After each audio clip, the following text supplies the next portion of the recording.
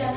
Wala sino man na makapantay sa iyo, Panginoon. Salamat, Lord, sa bawat isa na narinito, Panginoon. Patuloy namin tinataas, Lord, yung aming mga buhay.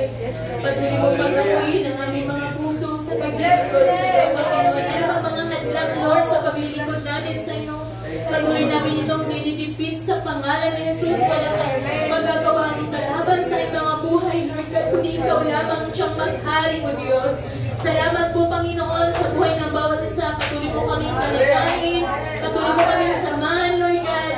Salamat, Lord. Pagpalain mo ang gawain na ito. Ang gawain na ito para sa iyo lamang, O Diyos. Walang ibang Diyos na may taas, kundi ikaw lamang. Ang nag-iisang Diyos ng aming mga buhay. Ang lumikha ng langit at lupa na karapat-dapat sambahin sa Espiritu at sa katotohanan, O Diyos. Salamat po muli. Pinupuri ka namin sa pangalan ni Jesus. Amen.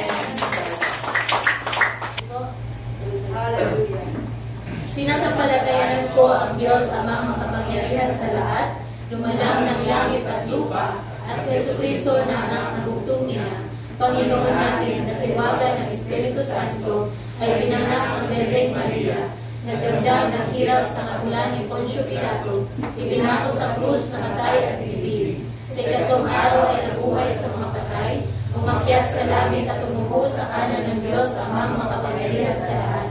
Doon magmumula at paririto upang hukuman ang nabubuhay at nangamatay.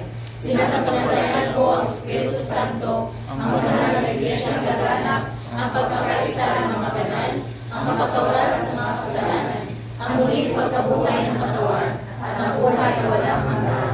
Amen.